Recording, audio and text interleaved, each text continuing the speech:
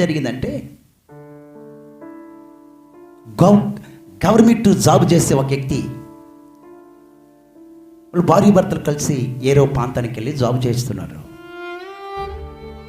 ప్రతిరోజు డ్యూటీకి వెళ్తుంటాడు ఆ వ్యక్తి.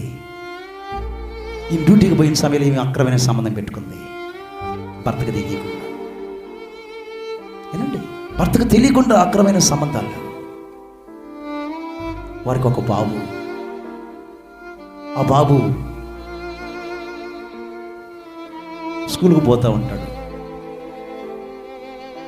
ఫస్ట్ క్లాస్ కనుక అతను స్కూల్కి పోతూ ఉంటాడు. ఇట్లా జరుగుతూ ఉంది కొన్ని సంవత్సరాల పాటు. భర్తకు తెలియదు. భర్త వెళ్తున్నాడు, పాపం ఉదయం లేస్తున్నాడు, భర్తకు ఏదో కావాలో పెడుతుంది, తింటున్నాడు, వెళ్తున్నాడు. కుటుంబాన్ని పోషించుకోవాలి కదండి, డ్యూటీ కోసం వెళ్తున్నాడు. ఈ అక్రమైన సంబంధం పెట్టుకున్నప్పుడు ఒకరోజు బాబు స్కూల్కి వెళ్ళి ఆ రోజు ఎందుకో టీచర్ గారు రాకపోతే ఇంటికి వచ్చాడు. ఇంటికి వచ్చి చూసే కాడికి వాళ్ళు అమ్మగారు ఎవరి పక్కలో కూర్చొని మాట్లాడుతూ ఉంది. ఆ దుస్తాన్ని చూశాడు ఈ చిన్న బిడ్డ.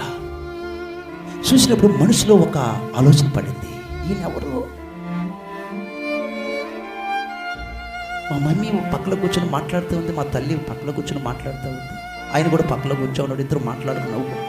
మా డాడీ కాదు కదా, మా నాన్న కాదు కదా, మా నాన్న లేనప్పుడు ఈయన ఎందుకు వచ్చాడు అని ఆ చిన్న బిడ్డగా ఒక ఆలోచన పడింది. ఇట్లా కొద్ది రోజుల పాటు వస్తుంది. మళ్ళీ ఇంకొక రోజు వచ్చిన తర్వాత వాళ్ళ అమ్మ స్కూల్కి బాగుంటే నేను బాగున్నాడు. ఎందుకు బావురా ఎల్లో అంటే నేను బాను అన్నాడు. కోపం వచ్చి రెండు ఇచ్చిందండి, రెండు కొట్టించి అమ్మ మీద కొట్టింది. నేరుగా బయటకు వచ్చి అక్కడ ఒక బండ ఉంటే ఆ బండ మీద కూర్చొని ఇలా కూర్చొని ఏడుస్తూ ఉన్నాడు. ఏం చేస్తున్నాడండి?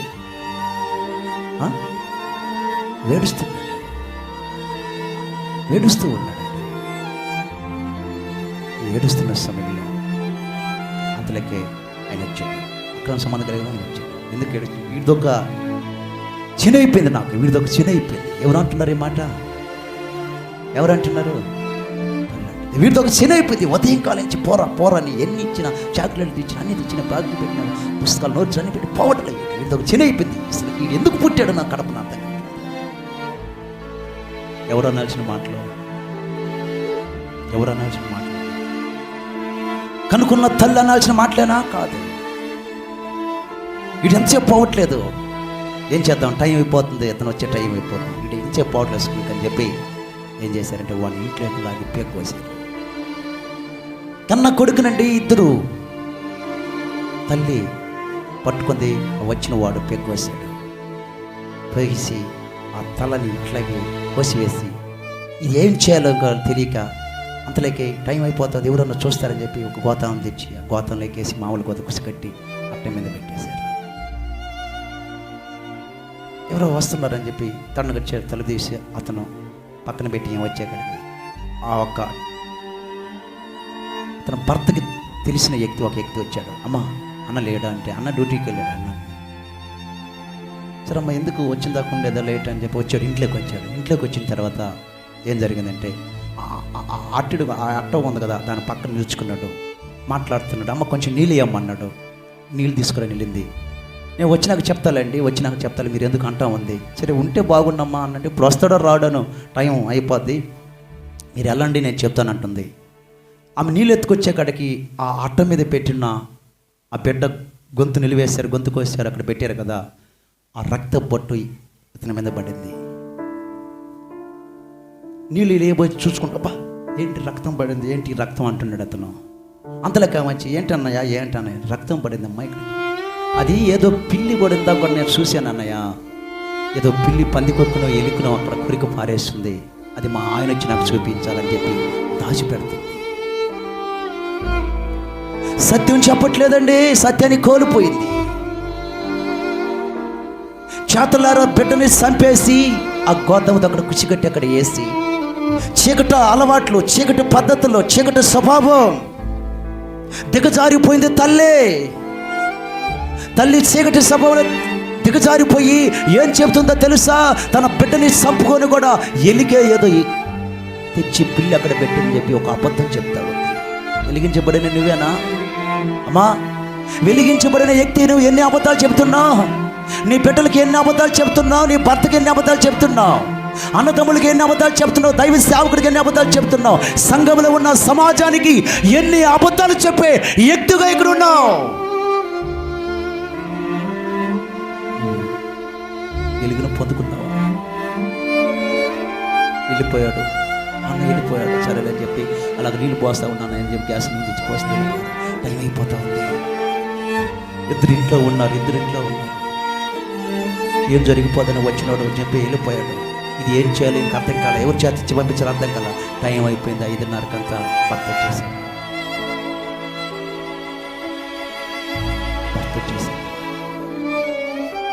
వచ్చే మధ్యలో స్కూల్ నుండి పిల్లలు ఎదురయ్యారు. మా బాబు ఎట్టిపోయాడు రా అంటే వచ్చాడు. ఈ బాబు ఇలా స్కూల్కి రాలేదని చెప్పి డైరీ ఇంటికి వచ్చాడు. బాబు ఎందుకు పోలేదు ఈరోజు? పోయాడండి, ఇంకా రాలేదు. ఏం చెప్తుంది భర్త కూడా? అమ్మా అబద్ధం చెప్తా ఉంది. పోయాడండి, ఇంకా రాలేదు. స్కూల్ అందరూ వచ్చారు, మన పిల్లవాడు రాలేదు. ఏంటి కారణం?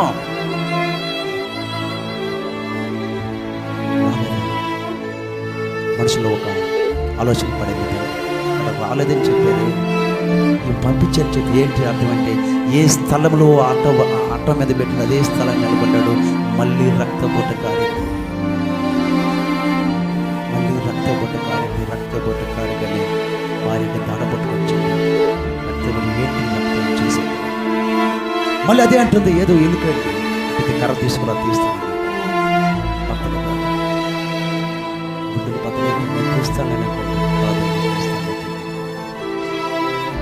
ఏది దాచిపెట్టిందో, ఏది దాచిపెట్టాలని చూసిందో, ఏది తన కడుపులో మింగిందో దేవుడు చూస్తున్నాడమ్మా. భర్త చూడలేదనుకుంది, చుట్టుపక్కల ఉండేవాళ్ళు చూడలేదనుకుంది, పిల్లలు చూడలేదనుకుంటుంది, ఎవరు చూడలేదనుకుంటుంది. కానీ మనం ఆరాధిస్తున్న దేవుడు చూస్తున్నాడనే సంగతి మరిచిపోయింది. నా ప్రియమైన దేవుని బిడ్డలారా, నా 2 చేతులు జోడించి చెప్తా ఉన్నా మీ అందరికీ, ఎవరు చూడలేదని చీకటి అనుభవంలో అబద్ధాలు, మోసాలు, అక్కరాలు అలాంటి స్థితిలో నువ్వు చిక్కబడి ఉంటే, ఇదే నీకొక దేవుడు దర్శనం ద్వారా పరిశుద్ధాత్మ దేవుడు వాగ్దానం చేస్తూ ఉన్నాడు. బయటకు వచ్చాయి. పూర్వకాలమందు చీకటిమయము, చీకటి జీవితం అనేది ఇప్పుడు కాదు. మనం ఆరాధిస్తున్న దేవుడు పరిశుద్ధాత్మ దేవుడు.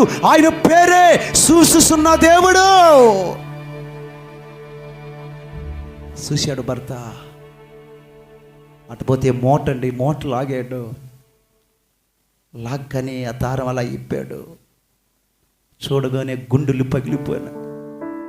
ఒక్కగానే ఒక బిడ్డ. ఏమైందే చెప్పంటున్నాడు.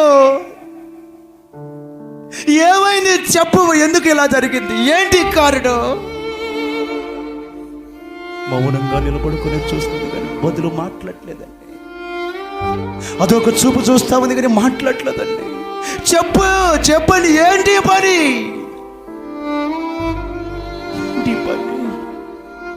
ఎవరు చేశారు ఈ పని? నా బిడ్డని ఎవరు తీసుకురాగలరు? ఎందుకు ఇలా జరిగింది? ఎంత చెప్పినా సమాధానం లేదు. ఏ కత్తితో పేట కాసిందో అదే కత్తి తీసుకున్నాడు. శరీరం అంతా తూట్లు పొడిచి చూస్తానే పొడిచి చంపేశాడు భార్యని. నప్పమైన తల్లులారా,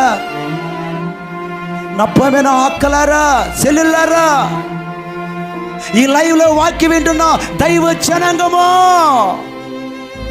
మనం ఆరాధిస్తున్న దేవుడు సర్వోన్నతుడైన దేవుడు, నమ్మదగిన దేవుడు.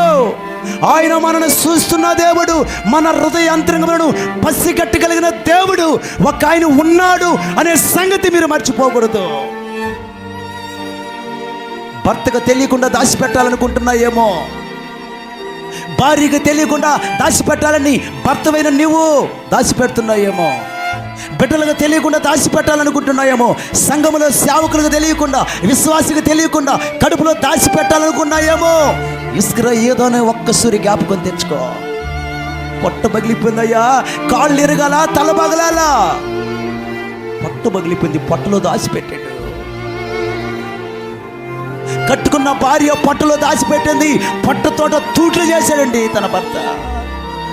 పొడవలేని స్థలమే లేదండి. ఆలోచిస్తున్నావమ్మా? ఆలోచిస్తున్నారా దేవుని బిడ్డలారా?